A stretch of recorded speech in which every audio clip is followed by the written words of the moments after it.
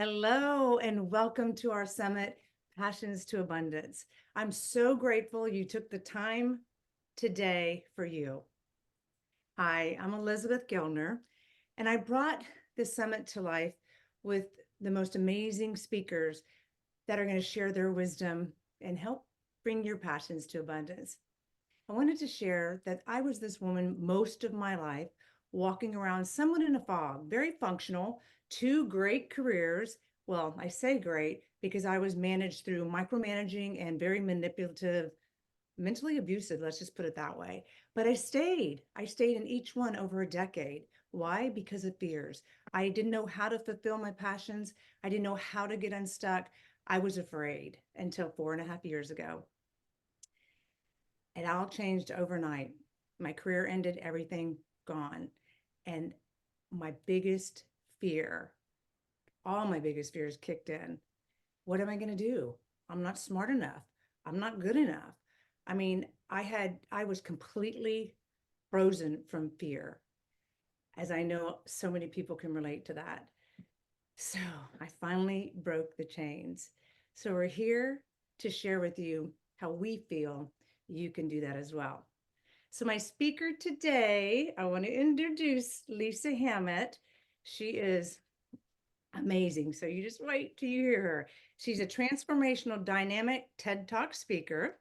She's an international best-selling author, and I can't wait till she tells you about her books. She's a certified positive intelligence PQ coach, a wellness expert, and she helps others create a balance between their work life and all areas of life. So, having said that, I would love to bring Lisa up here and join me. Hi, Hi, welcome. how are you? So I'm good to be great. here. Yes, welcome to the Passions to Abundance. So I know that you transformed your life many years ago. So I love for you to, you started in the corporate world. So I'd love for you to start sharing with the audience what that looked like, and we'll, yeah, just share from there. Sure. Well, I spent 26 years in the corporate retail sector and I reached burnout. And for anybody watching who is nearing burnout or has had, a lot of stress in their life, I'm sure they can identify with some aspects of this. But I'm hoping that you're not to the point where I was, because I guess the best way for me to describe it is that I'd slammed into a cement wall Mm. and I was just done. I remember waking up one morning and the world just looked gray, devoid of color, and it freaked me out because, I'm a pretty happy person, but it got so bad that I couldn't even see any positivity, any light out there. And I had ignored warning signs for a long time, and they started as tension headaches and maybe some indigestion, and then just bickering with my husband, and then they just expanded into chronic migraines, a lot of weight gain, other health issues. And I mean, it got so bad that my husband basically said, I love you, but I don't like you. And you're not the person I married. You're a nightmare. And I don't care what you do. You need to quit this job because it's killing you. And, I'm so thankful that he said that to me, because I was fearful like you. You had mentioned, Elizabeth, that you had stayed in a toxic situation because you were fearful. And, it was what I knew. And it was a high salary. And I'm like, I can't just leave. But because I ignored all those warning signs, I really messed with my emotional and physical health and really jeopardized my marriage. So, in a moment of desperation, I left 26-year career at a high salary without a strategy of how to replace my income, and it resulted in bankruptcy. So, I share all this to say that all of it could have been prevented had I done a much better job managing my stress, really paying attention to those warning signs, and just taking better care of myself. Well, so backing up even further than that, before the 26-year career, Mm-hmm. tell us a little bit about what you were like as a younger person. I mean, like, did you have fears? Were you shy? Were you outgoing? That led you to do the right thing, right? Get the corporate job, get the career. So let's kind of go back even a step further because women can relate to that. Yes. So my parents, I'm adopted. And my parents adopted me later in life. They grew up in the 20s, actually, and they were unable to have children. So they were in their 40s when they adopted me. And I was like 2 days old when they took me home. So I didn't, think that anybody else were my parents. They were very strict, especially my mother. And, she also suffered from anxiety, depression, and later on in life, I think, although she was never diagnosed, I think she was bipolar because her mood swings could be just elation, happy as can be, loving, wonderful. And then she would shut me out for weeks at a time. And I know that she loved me and I know that she did the best she could. But I share all that because I tried so hard. I think this is where I really developed like my hyperachiever personality, where I had to do everything well because I didn't want to rock the boat. I wanted her to always, be happy, bottom line.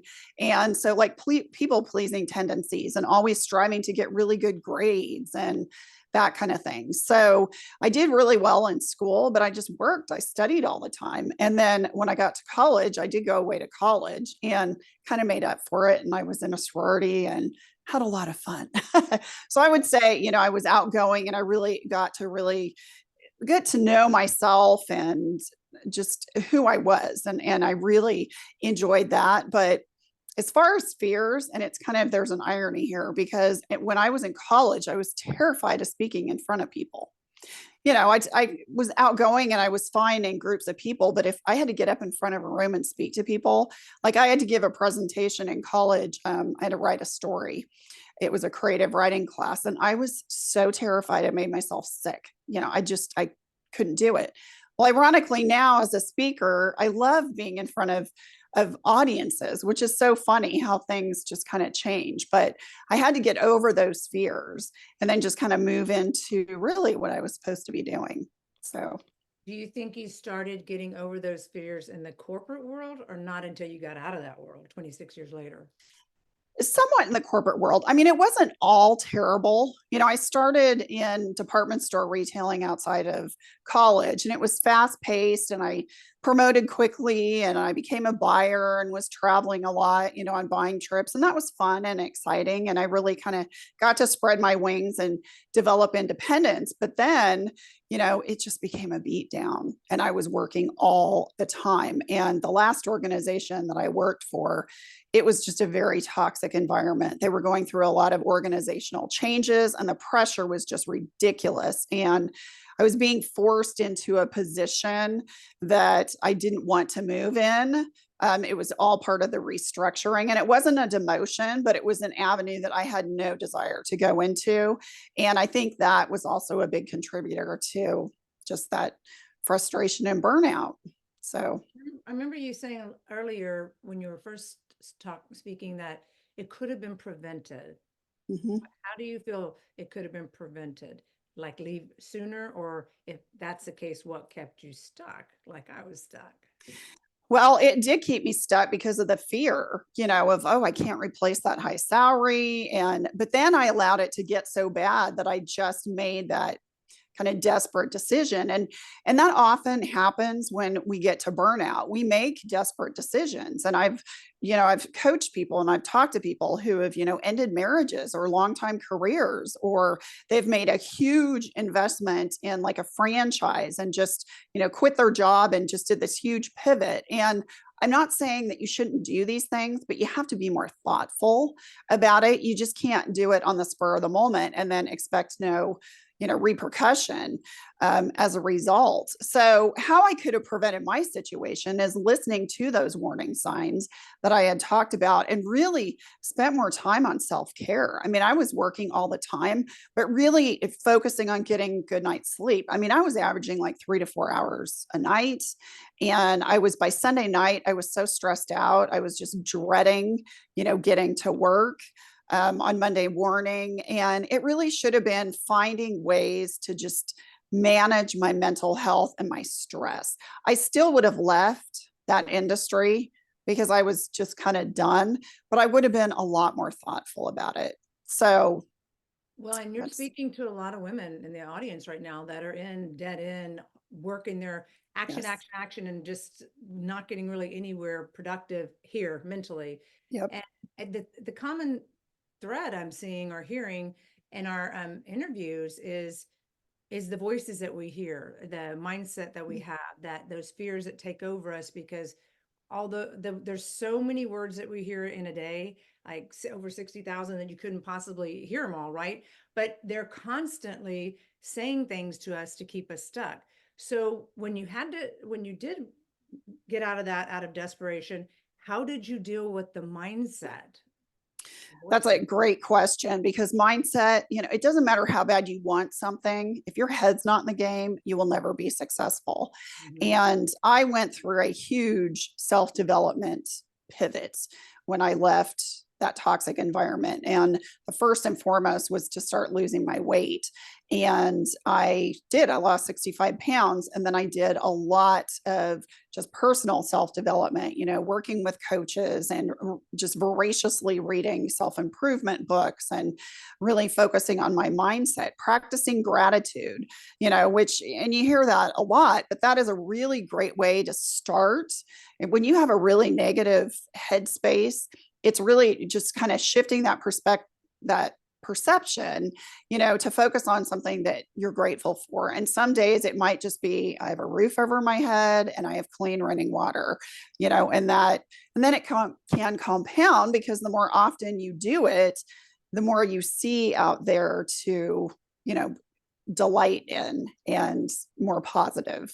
So, I love that. So it's really about taking one step at a time. It's mhm. saying, boy, this water is so good for me today. Or, oh, I love my water. One positive move to the next positive move, right? Instead of thinking, I think so many people look at the picture this big and like, Mhm. or they look at somebody like you or me or anybody out in the world and make a prejudgment and think, well, she's already there and she's look, I can't be like her.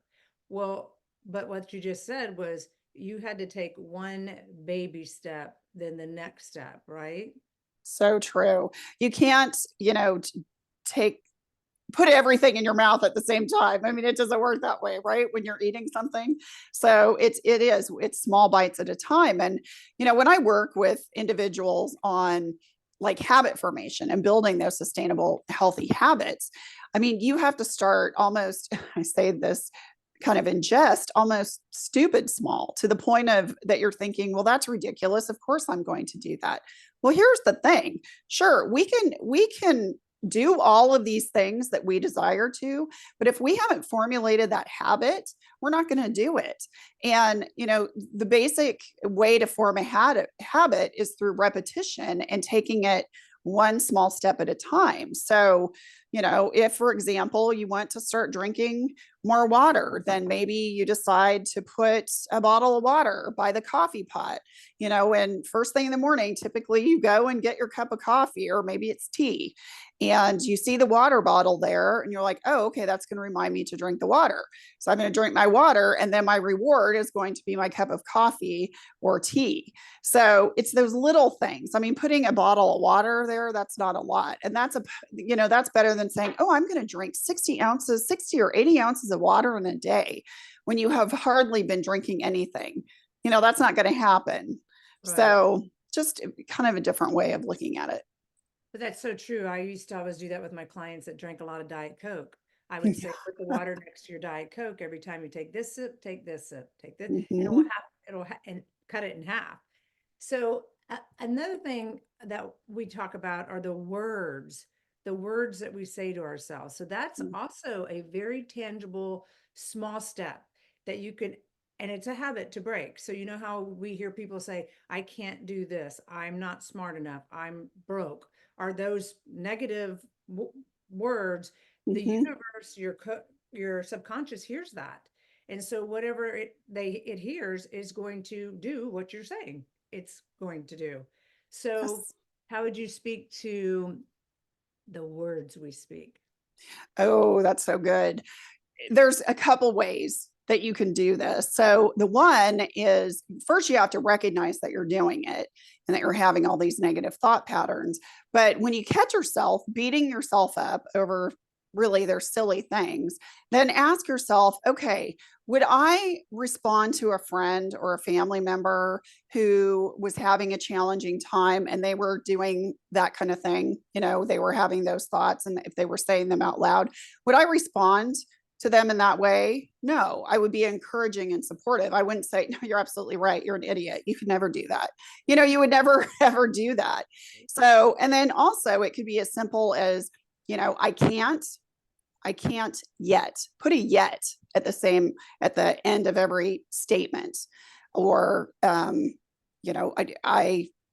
may not be able to do that now, but I will work towards doing that, or I am working on doing that. So that's where, positive affirmations too are so helpful. And I spend a good 15 minutes every morning going over affirmations that I have, written for myself. And for those who have no concept of what an affirmation is, it's a statement of fact that's tied to a goal that we want to achieve. And it's stated in such a way that it has already occurred. So, for example, if you want to lose a certain amount of weight and be at a certain weight, you could say, I'm at XYZ weight and I feel fabulous and I'm able to do this. So you're tying it to an emotion that you feel fabulous, but we're also saying, this is what I'm going to be able to do. So Seeing it, but the big key is believing it. Even if it's yes, here yet, believe it as if it is yes, here. Like absolutely. the I am affirmations are so good. They And are. one that I heard that a lot of people don't even realize this is a negative is when they say, I want. Want is a Mm, negative word because it'll never happen. It's more like I desire, I wish, yes. so that it can still happen, Mm-hmm. right? Yes. The whole affirmations, meditation, journal, we've all heard it for years. And I remember, except for journaling, I've always loved journaling, but I always thought to myself, I don't have time to meditate. I don't have time to do all those positive affirmations. I fought it for a long time. Mm-hmm. And then all of a sudden, I finally decided, stop moving. I mean, just stop moving for a second. Just stop going. Just calm down a little bit and just ask some questions to whoever you believe in Mm-hmm. and let the answers come to you. And when I started doing that and the download, because the answers are within, was an amazing experience. And it was a light bulb moment for me. How do Mm-hmm. you feel about that? Oh, I totally agree with you, because we can get so focused on ourselves that we just go down this, just and through this muck and mire, of just self-deprecation and, oh, I need this, or I have to have this, or, and it's just, no, you will never attract anything in that regards because it's all negative. So it's really, focusing on others. We're focusing on being fully present, getting out of your own head, and that's where the meditation can be really helpful. And, as a certified mental fitness PQ coach, what I do is I help individuals through, a series of micro meditations, help them manage those negative thought patterns, which then impact our behavior and as well as the behavior of others, and ultimately impact our lives and success in very negative ways. So it's, becoming aware of them, and then, being present and being focused on other things and not being so self-absorbed on ourselves. So, did you learn or teach yourself or get coached by a technique that you use to stop it? Like when you start to hear and Mm-hmm. you can cut it off really quickly and something that you coach. Can Mm-hmm. you share that with us? Yes, I've heard through multiple people. And actually, one of my first mentors, long, long time ago, when I was selling Arbonne, I was in direct sales. And she brought this as well, that when we start to have a negative thought, you could say cancel. just cancel, to stop it. Now, what I envision now is like a big red stop sign. And I just say, stop. And this is particularly effective if in the middle of the night you wake up and your brain is going 90 to nothing, which our brains are very active at night. And oftentimes it can keep us awake. And that is often a sign of stress too. And it's a really great way. You can do this during the day, but you can also do it at night to get back to sleep. And, again, it's noticing that, that big red stop sign, commanding your mind to stop. And then you could focus on the breathing so that, you start to calm your breath. Sorry, my dog all of a sudden decided to start barking. How lovely. Sharing with our audiences. I know. Gosh. You brought something up that I want to briefly touch on because it's just a side note. Sleep. So many people, and there'll be mostly women, but there'll be some men at our summit as well. Share something that you feel, besides what you just said, helps a person not only fall asleep, but for some people that wake up at 3, 4 in the morning, do you have any tips and tricks on the sleeping side of things? Yes. So there's multiple things involved. Obviously it's your space. That's very important. It needs to be a cool, dark space, devoid of noise. Even if you say, oh, I can go to sleep, with the TV going. No, you're not going to go into deep restorative sleep. We call that delta sleep. And that's really where your body starts to heal yourself. And if you have the TV going, and maybe you might lightly doze into more like REM sleep, but that's not deep restorative sleep. So you're not going to get the benefits from it. So your environment is really important. And then bottom line is oftentimes people just do not allow themselves enough time to get a good night's rest. So they're watching TV too late. And then by the time they're going through their nighttime ritual and get in bed, they have to, wake up in 5 or 6 hours. So it's really, I always say it's kind of like reverse engineering. And you think about, okay, what's ideally, to get a good night's rest and be in bed with your head on the pillow, ready to sleep, when do you need to start your wind down process? For example, and usually that's like 30 to 45 minutes ahead of time. Well, start doing that. And if you really desire to make a significant change and it's going to be hours, then you need to start doing that in like 15-minute increments, because you can't say, oh, I'm going to start my, wind down process at 10 p.m., but you're staying awake until 12 and 1 p.m. It's not going to work. You can't do that. So you have to kind of reverse engineer it. And then kind of going back to when you wake up in the middle of the night. So you're lying in bed, your mind is going, you're imagining with your eyes closed that big red stop sign, and you're saying to yourself, stop. So you're commanding your brain to stop the mind chatter. And then you can focus on your breath, but this is the way you do it. So when you inhale, you think of the word so, S-O. And when you exhale, you think of the word hum, H-U-M. So it's so, hum. And the reason you say those words is that is the sound your lungs make when you are in your deepest restorative sleep. So it's kind of like lulling yourself into that deep delta sleep. Now, as you're doing that, your mind might start to wander again and thinking of all these random thoughts. So then you stop that focus. You would then focus on that big red stop sign, command your brain to stop, say it a couple times firmly, and then go back to, your breathing exercises. And I will tell you, this works. Now, if, you've had chronic sleeping issues for years, and it isn't sleep apnea or COPD or something, and it's just stress related, it might take you several minutes of doing this before you go back to sleep.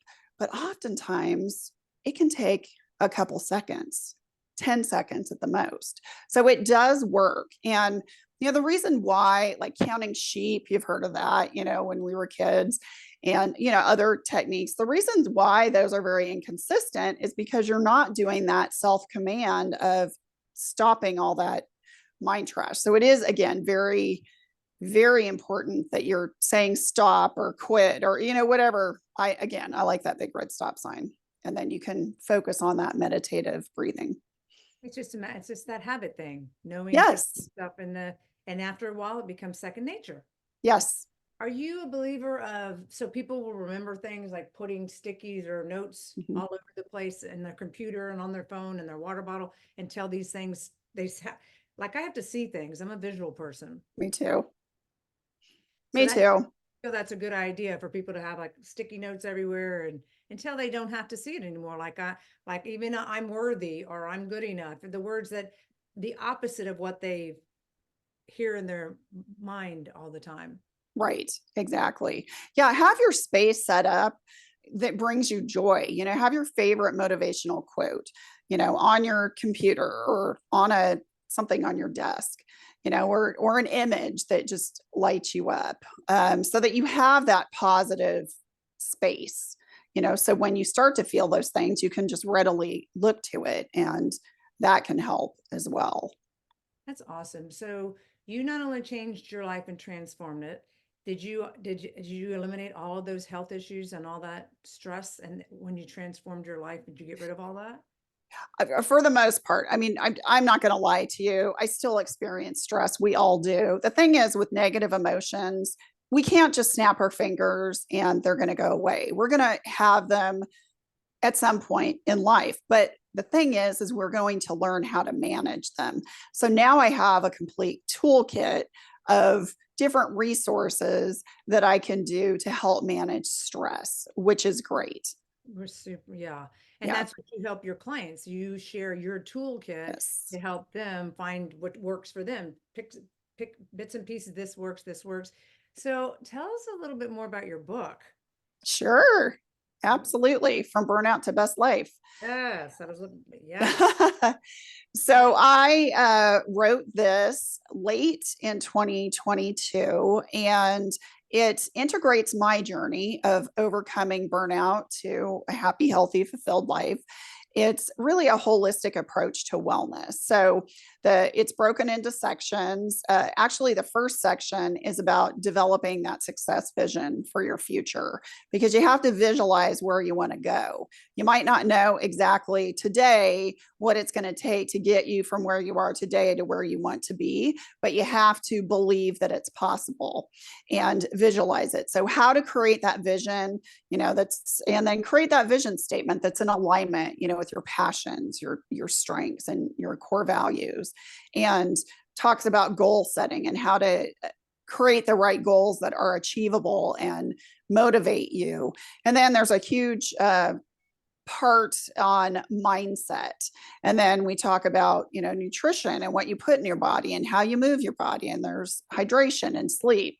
At the end of every chapter there are reflection questions that help identify pain points that you might be experiencing in your life. And really by the end of the book, it's meant to just kind of help you identify those areas that you want to work on. I'm not saying that every aspect of the book is going to apply to everybody, although I've had some say, wow, I really needed all of it.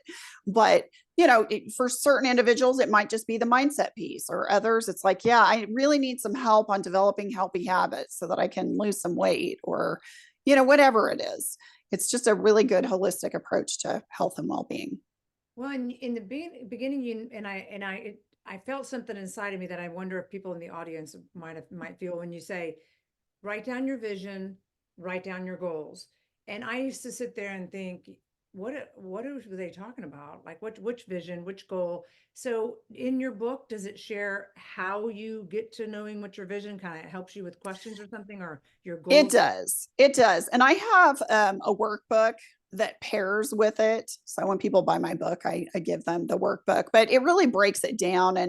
And the best way to create a vision for your future is to write down all your core values, those things that are most important to you in life, and then write down everything that you're passionate about, and then write down all your strengths. Those could be those gifts that you were given at birth, and it could be all the skills that you've developed throughout your career and just as you've navigated life. And you just kind of do a brain dump and write all of those down, and you'll start to see kind of a common thread among each column. And that's really where you should be swimming. And that becomes the basis of your vision statement. And then you attach it to your why, so why do you want that vision? Because it's really important. Why is it important that I do what I do? Well, I'm very passionate to prevent people from getting to the point where I was, because I could have prevented that. And I want to help people, hopefully, before they get to burnout. So that's really why I'm so, passionate about it. I want to help as many people as I can prevent that. And, so that they don't destroy marriages and destroy their health and well-being and their career and, just every aspect. And then from all of that, you can break it down into goals. It's amazing. And it's very impressive and amazing how you took where you were and created it into this beautiful journey. I'm sure it was hard and lumpy and all that stuff. It was. And now you're creating it. Now you're on the other side, or we're going to work on it. It's always going to be a journey. But Mhm. you could have said, like so many people do, and some people listening, like, no, that's just too much for me. I'm not gonna. It's just too much. But instead, you created it to now have this ability to give back to other people and help them prevent. So they don't spend, like you and I, a big part of our adult life going through burnout and stress and fear. Mhm. My desire for this summit is to help, like quantum leap or jumpstart some people into not having to spend that many years or lose that many years, right? Right. Because life is so short. And, the problem is too, is these problems will not go away. They're just going to compound. And, when I hear stories of, oh, I'm just going to bide my time until retirement, or, I'm not going to be able to find anything better out there. I'm kidding myself. It's like, those are cop out answers. And ultimately, they are fearful. Mm-hmm. It's a risk. I get it. But again, I'm not saying to do what I did and just quit a toxic job and then just figure it out. I mean, that fortunately I came out on the other end, but as you had mentioned, it was very lumpy and it was not a good process. And it took years and years to drag myself out of it. And I did. And, it has led me to where I am today. So I believe that it was important for me to go through all of that so I can better serve others to prevent them from going through that. Absolutely. I mean, if you Mhm. helped one person in the audience from preventing, spending 25 more years of going, oh, well, I'll just wait till I'm 65 and get Social Security in my retirement. I mean, can you imagine? Think of it, that book and that quote about at the end of your life, and we've heard it so many different ways. And when we're here, do we really want to look back and go, wow, I wish I'd have done that? And I will, oh, I wish I'd have Mhm. done that. And I wish I'd have done that. Or do we want to feel like, I'm so happy I achieved that. I'm so happy Exactly. I helped so many people in the world, right? Exactly. And the thing is, too, is you might not even make it to retirement Right. if you're in such bad health.